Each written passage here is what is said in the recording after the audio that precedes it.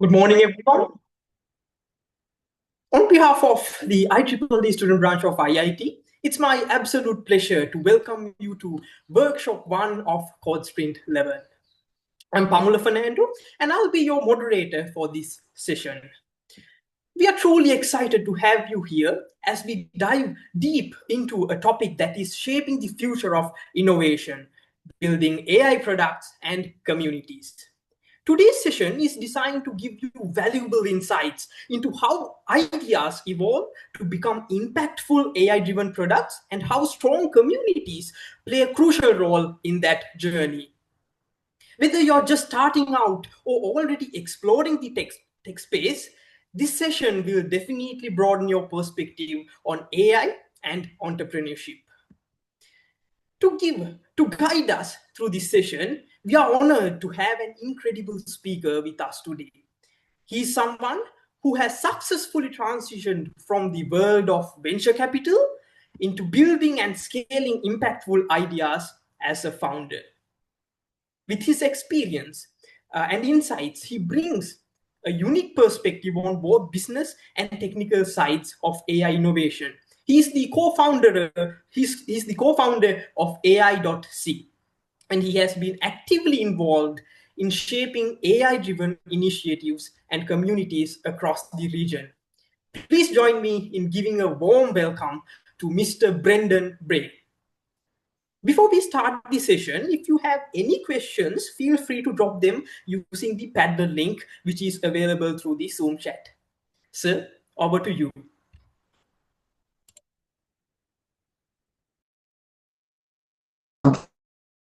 Guys, my voice is pretty hoarse, so I hope you guys can, if nothing else, just comment.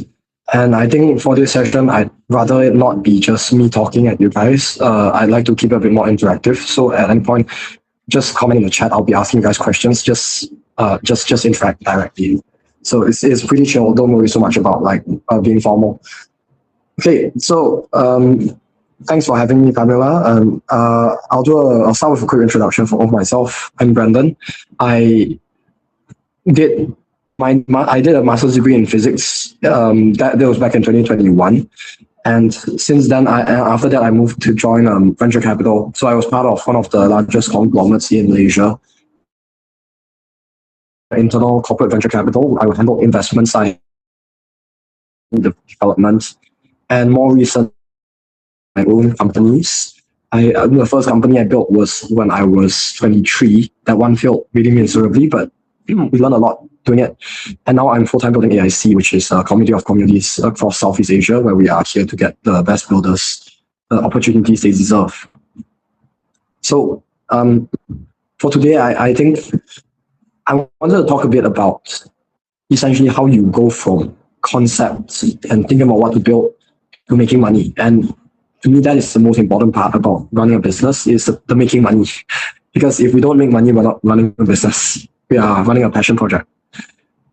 And that is a step that most of us get stuck on. So can I get a show of hands, right? How many of you guys have built projects on your own before? Like, show of hands.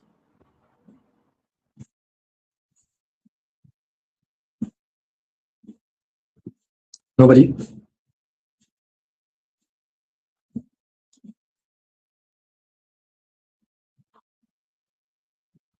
Okay, so presumably none of you have built projects on your side. The point that I think a lot of first-time founders, the mistake that a lot of us make, including myself, is that we start from thinking about it as products instead of problems. I know it sounds very obvious. It sounds like something that everyone will tell you, just think about solving problems, right? But it's a lot easier to say than it is to do. The thing is, a lot of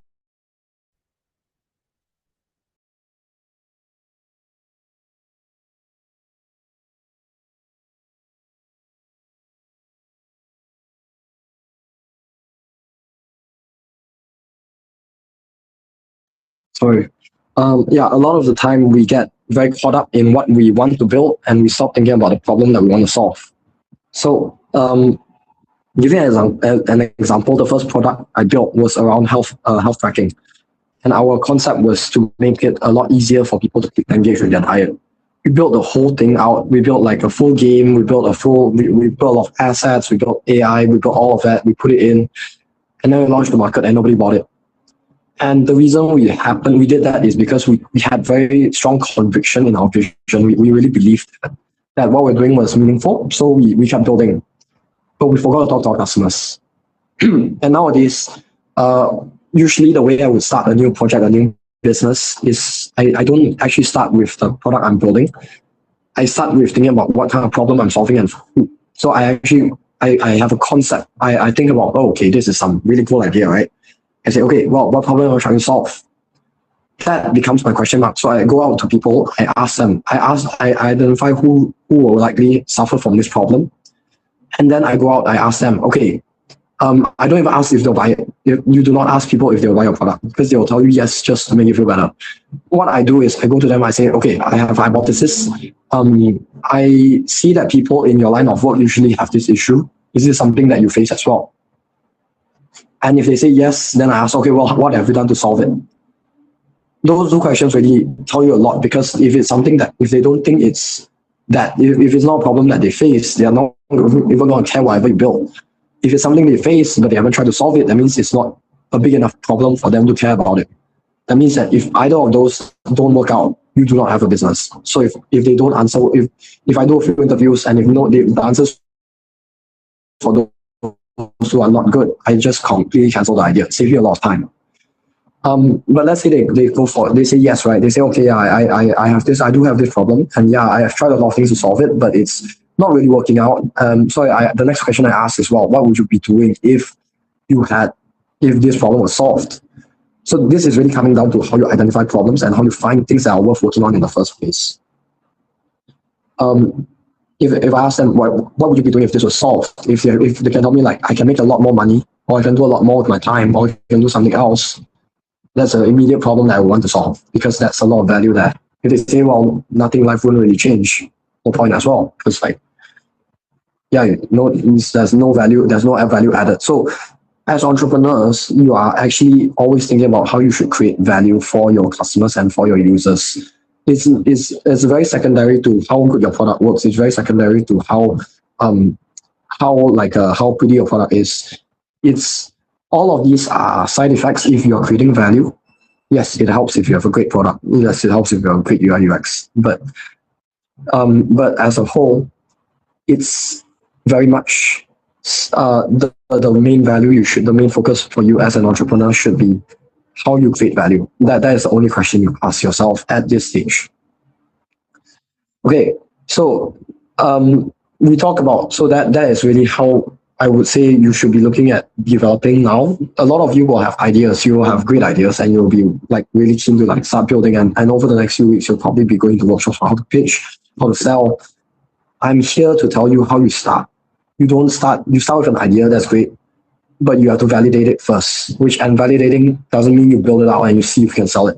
Validating means you run a set of experiments and see if people will buy it even before you build it. If people are going to buy it even before you build it, then you have good reason to build it. Then you ask for money first, then you start building it. If you can't get that, you're wasting your time.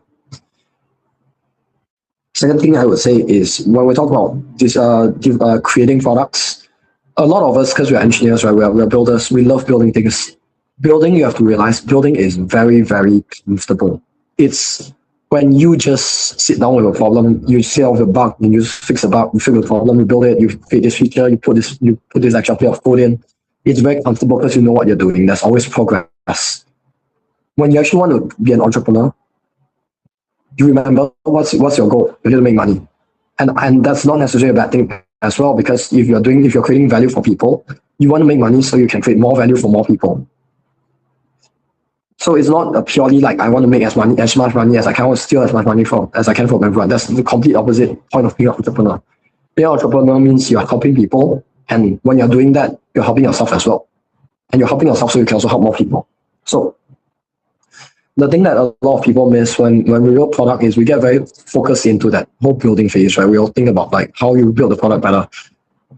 When you're actually make money, right? What's important? You can build a good product, but if you cannot sell it, you've got nothing. A lot of people, they kind of assume that if I build a great product, people will come, the customers will come. maybe 10 years ago. No, not anymore. Nowadays, selling is 90% of the battle of creating a business. Is how do you get people to come in, to understand you, to pay you money, and use your product and pay you money.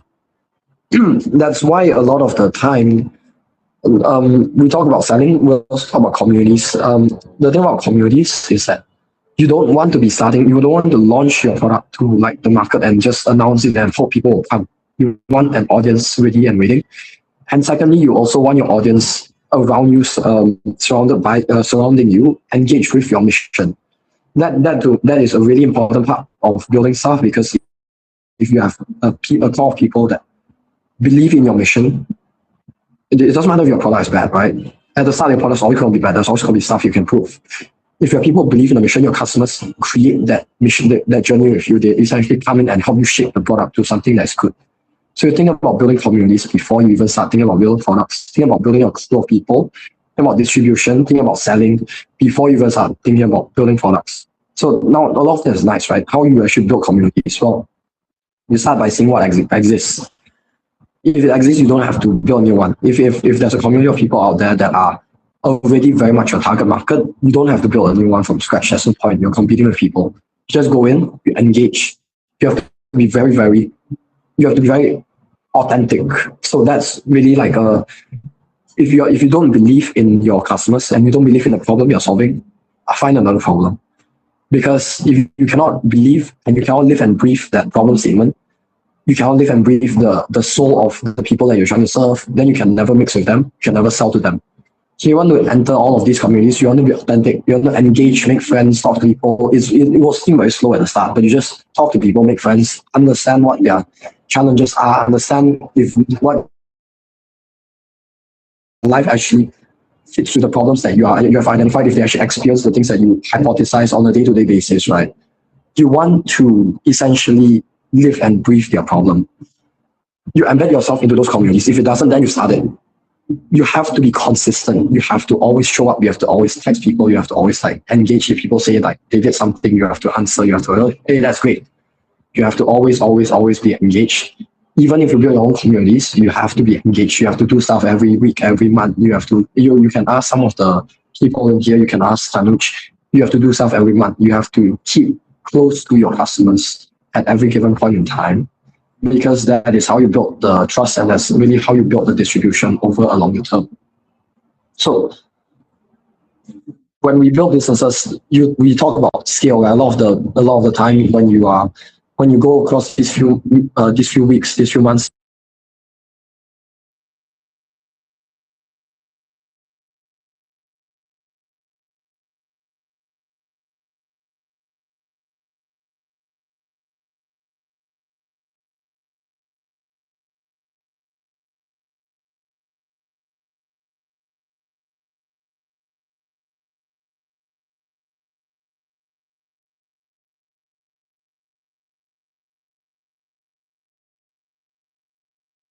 what I talk about when I say communities and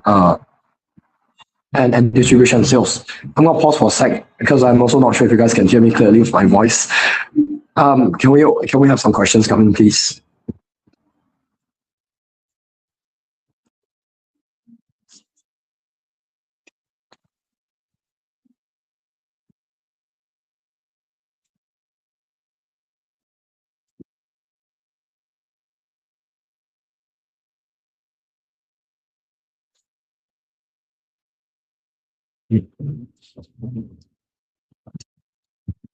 We can hear you, sir.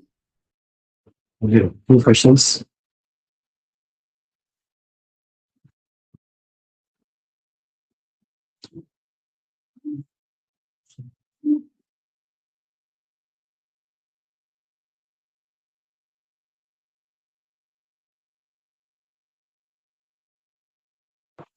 Okay, I'm gonna assume no questions because nobody is answering. No worries. I talked a lot about like what you should do. I'm gonna give you an exact step-by-step flow about how you should go about building your idea. So when you start with your idea, again, you start with something. Maybe you have already got an idea of what you want to build. Maybe you don't have an idea. Maybe you're trying to figure it out. Right? Okay. first thing I would say, when you have an idea, you know what you want to build, or even if you don't have an idea, you start with a hypothesis, start with a problem statement. What are you trying to solve in the first place? Right? So forget your product, start with your problem statement. Now, before you build, this is something very important. Before you write your first line of code, before you even touch your laptop, you go out there, you can ask AI, you can go out there, you can talk to people, you can basically figure out who your first customer is gonna be. What is their ICP, what's their profile gonna look like? So you're gonna go out there, you're gonna try to find numbers, you're gonna try to find people you can talk to who fit this profile. Right.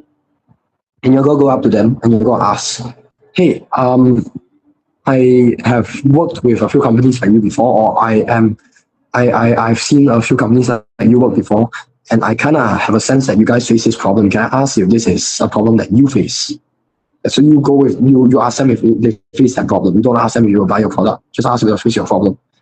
You go like, okay, is this something that you face? And then if they say, well, yeah, it is something I face, you say, great. Well, if they don't, if they say, no, I don't really face that problem, you say, okay, fine. Well, what problem do you face? And you listen to what is their biggest issue. If they say, yeah, it's a problem, I say, okay, well, what have you done to solve it? Right? If they say, yeah, I've done a lot, nothing has worked out. Great, you have a business, you may have a business here. They say, well, I use this thing, or if they say, I haven't really tried to solve it, then you don't really like, if they say, I haven't really tried to solve it, I would say, forget about it. There's no point building it because then it's not painful enough for them to care. But if they say, okay, well, I use this tool, right?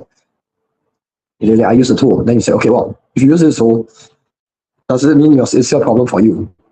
And if they say, well, no, not really a problem for me, then your question mark is this tool widely known enough for people to see it as a major competitor, or is it something that you can still compete with if they are still young? If you can still compete with them, you can still build something. If they say, if you see that there's not much point solving it, then probably someone else has solved. This is a blind spot I think a lot of people have, is that they assume that if you build more features, that makes your product better than someone else. It's not always necessarily the case. You're trying to solve problems. Features don't always mean you are solving more problems, or solving problems better. It just means you have more stuff. Right? So don't use features.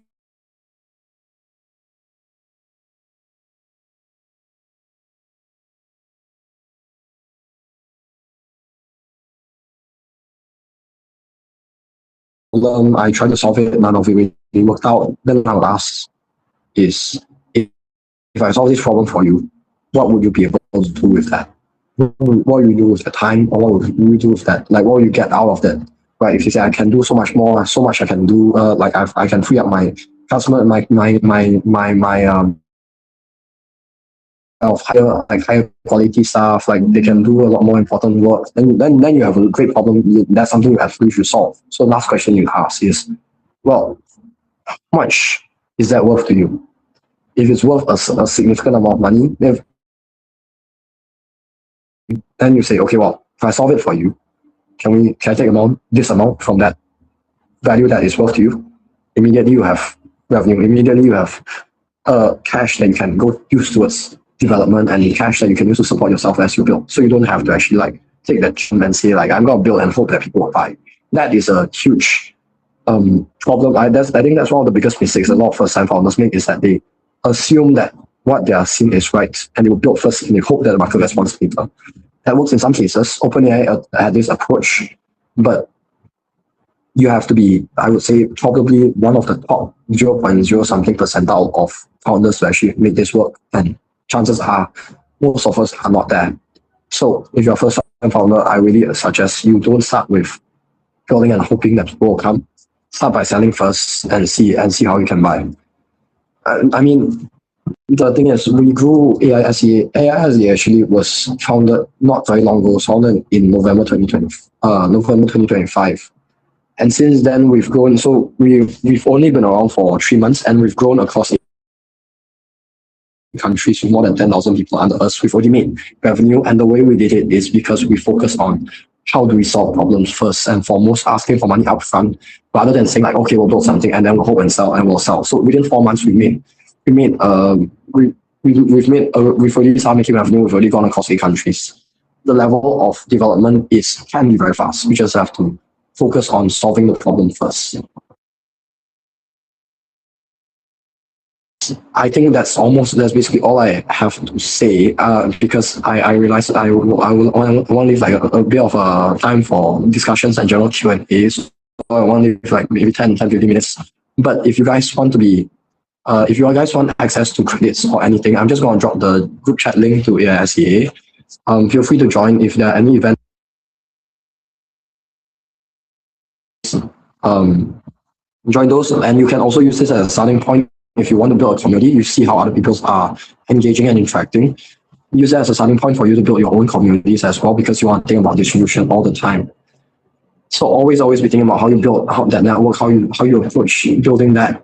Learn from other people who are already doing it. Learn from people who are already actively out there building communities. See what we are doing, see what other people are doing, take what works, discard what doesn't work, and then use that to build your own distribution. Okay, I'm gonna stop talking now because my throat is starting to kill me. So I think this is a point where I would like to. What do we do in AI.SEA? Okay, so AI.SEA, we are build a community union, build a community union. I think that's the easiest way for us to say to describe us. What we do is we actually help community builders in Southeast Asia. We go to a lot of the time they say they want credits, they want resources. We actually put everyone under one umbrella, and I go on their behalf. I go talk to OpenAI, I talk to Claude. I say, okay, you guys want to distribute your credits? We help you distribute your credits. In exchange, we also like take a bit of a fee for us to cover our costs. We help companies, we help companies get distribution. But fundamentally, we also help communities get resources, and we help communities grow and scale. Honestly, we did a lot because we are running a lot of experiments to see how we can best help builders in the region. We run residency programs as well. Those are a different, those are essentially like accelerator programs. If you are familiar with those, we take a group of founders that are very, very capable. We put them in the house. We give them access to credits, we give them food, we give them housing, all that. All they have to focus on is building their business.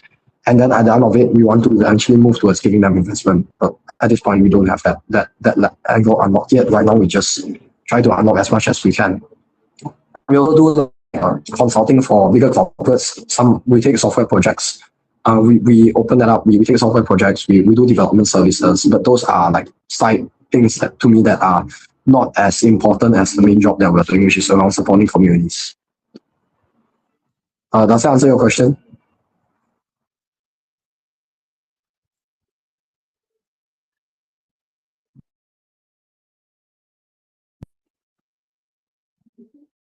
Okay, great.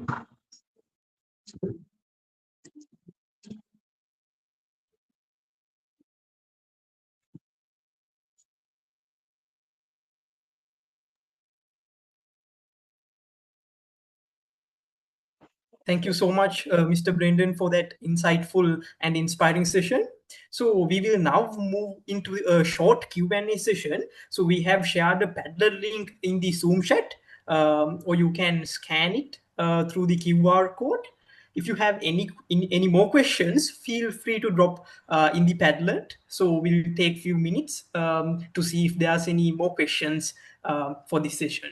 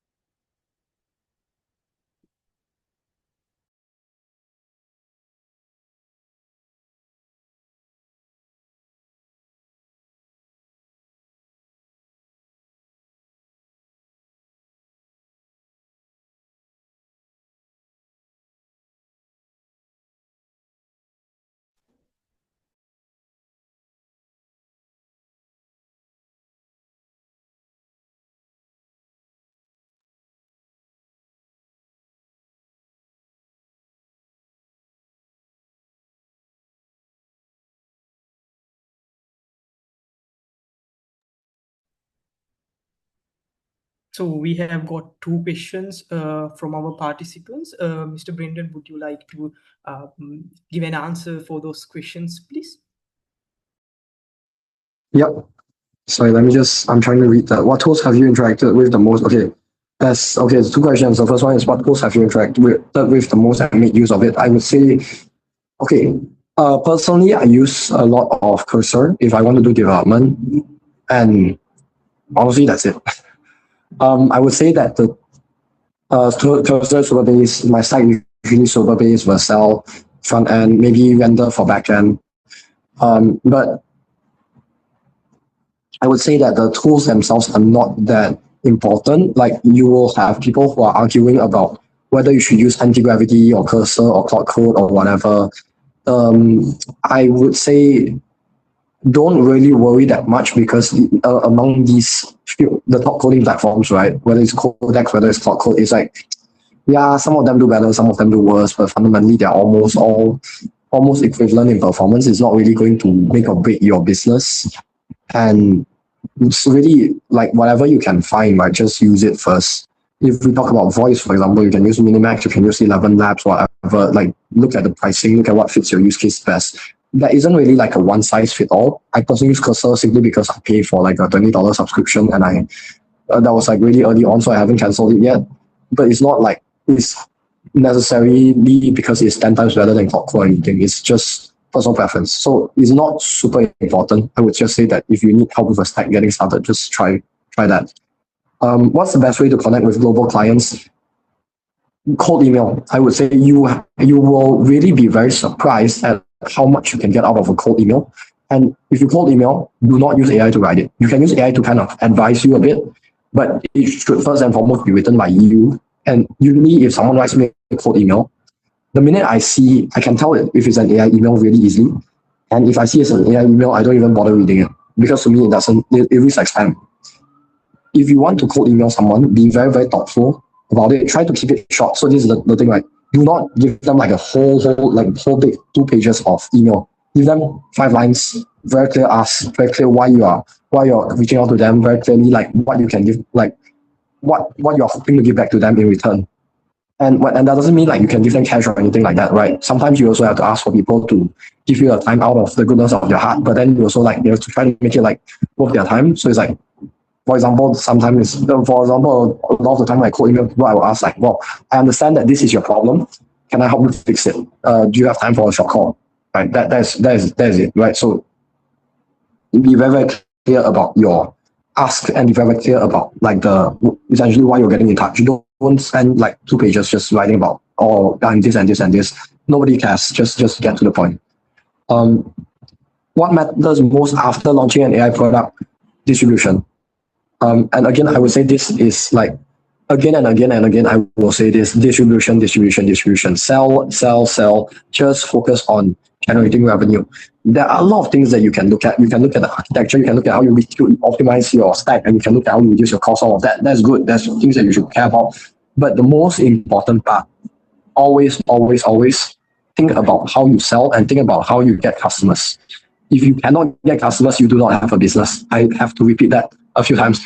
If you don't have customers, you don't have a business. Even before you launch your product, you should be thinking about how should you sell and how should you get customers. Okay, so no matter what, always think about your customers. Always think about what value you're providing. If you tell me you want to build a business, focus on the customers. In the current era with a lot of AI tools coming up, what do you think is the best way to identify which AI tools? Honestly, again, I would say focus less on the tools, focus more on what you're doing. There are always going to be a lot of tools out there. If you have an idea of what your use case is, for example, when I do voice AI, I might not care that much about the quality. For example, if it's a call agent, I might not really care if the quality is not that great. I just care about the volume, so I care about price. In that case, I just look on the market and see what's the cheapest price. You just know what your use case is. Sometimes you can experiment a bit, right? You can right now it's very easy for us to change between platforms, so you can just swap your API key, pay like for 1 month subscription. If it doesn't work out, swap to another one, try the next one. Go on get it if you need to ask for feedback, but don't overthink the stack and don't overthink the building part. Think more on selling and distribution first. If I was starting an AI product today from scratch with no network and no funding, what would my initial days look like? That's a great question. And that's really something that I would say, okay, the first thing I would say, I start with thinking about what I actually want to build. And from there, I identify my pain point. I would then go onto a platform like Manus, for example, or I would use Kodak, ChatGPT, or I would use whatever AI platform, right? Honestly, if you if you want OpenClaw, just use OpenClaw. I would say, okay, this is what I'm building. This is what problem I think is being faced. Maybe one thing I would say is, okay, brainstorm with me and try to poke holes in this argument. So you sharpen your idea a bit, sharpen the pain point. Don't sharpen just the idea, right? Don't sharpen what you want to build. Sharpen the pain point. Understand what pain point you're looking at. Test your thesis a bit, and then you say, okay, I want you to, this is what I think my ideal customer looks like. I want you to scrape the web for all the people who fit this, for like 100 people who fit this profile, and get me their emails, right? So I get an Excel sheet of all of that. I will then cold email every single one of the people on that Excel sheet. Every single 100 email, I will cold email them personally. I write an email, I cold email them personally. Usually, if you cold email, you get 2 or 3 replies. 100 people get 2 or 3 replies. That's already pretty good. The 2 or 3 are all you need. You just get a chat, just get a call. Right? Don't even try to sell them a product. Just say like, hey, I think this is a problem that I think you have, right? Do you have time for us to have a quick chat? Just if this is something that is relevant to you, do you have time for a quick chat to see how I can help you? For example, that's really like what I'll be doing. The thing is, I started AI.SEA with like 0 funding, right? We went across 8 countries with 0 funding. How? Because we focus on getting money in first. So don't think about building, just focus on my focus at the first start. The first point would be how do I test if the market actually wants what I'm building. And to do that, I need to cold email a lot of people. I need to ask a lot of people for their opinions, and a lot of people if they experience this pain point. So ask AI to do a research for you. AI is a lot more powerful now than it was 10 years ago. Ask AI to do the research for you, get emails, cold email every single one of those. If they don't reply, email them again. Email them 3 times. If they don't reply after 3 times, forget about it. Move on to the next 100. Okay, at the idea stage, what's the minimum a founder needs to demonstrate before approaching a VC? At the very minimum, should demonstrate that people are willing to give you money. I would also say that forget VC money. VC money is distraction. If you are a founder, forget about VC money. 99% of the time, you do not need VC money. You look at VC money because it is easy, because there's money there. It's not real money. It's money that is closer to a loan than it is to revenue. No matter what, VC money is not free. You have to pay back VC money because they expect to exit your company. The only money you should prioritize is revenue. Your customers should be the ones paying you. Forget about VC money. But let's say you really want to fundraise, right? You really think that you fundraise to get fundraising will push you very far. Okay, fine. Then the minimum you should show me is that you have done the work to show that people are going to pay you money. Not product. I don't care about product. I care if people are willing to pay you money. Right? If you can show that people are willing to pay you upfront for something, even if it's a token amount like $10, $20, right? That to me tells me a lot more than a founder who is like a billion pitch deck. I do not care about the pitch deck. I care if people are willing to pay you money. That's it. How do you know? Wait, sorry. The questions have disappeared. There was one more.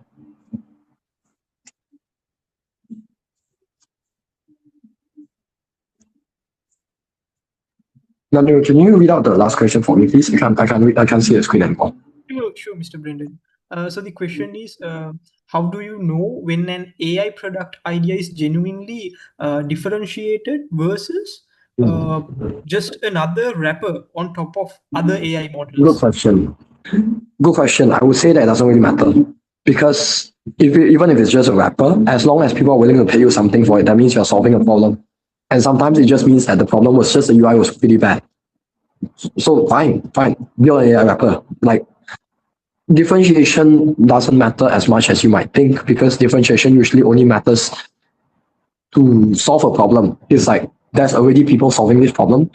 I need to differentiate a bit so I can solve the problem for a different group of people, even though that problem statement is the same. That's really the whole point of differentiation, right?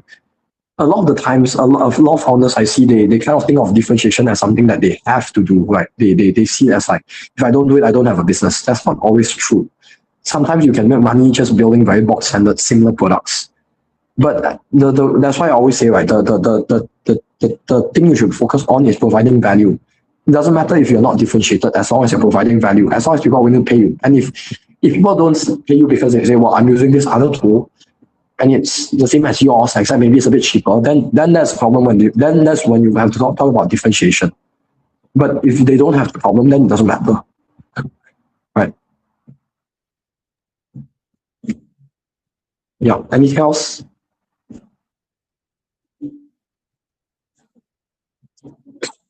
All right, so it seems that's it for the Q&A. As the time limits, we will be moving on from the Q&A session. So thank you once again, Mr. Brenden, for sharing your valuable knowledge and experience with us.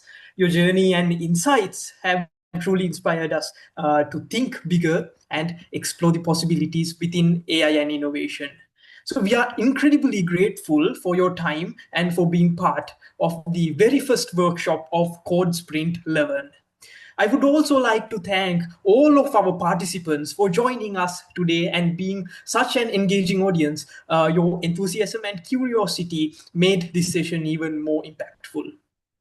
So before we wrap up, a quick reminder, please remember to submit your entries for the Envision phase before 31st. Also stay connected with us and keep an eye out for more exciting sessions and opportunities ahead. Now, we would like to thank our sponsors for their invaluable support throughout CodeSprint 11 journey. Our bronze partner, Creative Software, WSO2. Knowledge partner, Deluxes, Product Driven. Print media partner, Ceylon Today. Digital media partner, UniToday, Hackathons.lk, and Helakuru. AI communication partner, LennyChat.ai. AI innovation partner, OpenAI. Community partner, Build Club. Emerging partner, Belta Foods. And finally, we hope today's session encourage you to stay curious, keep learning, and continue building amazing things. So thank you, everyone. Have a great day ahead.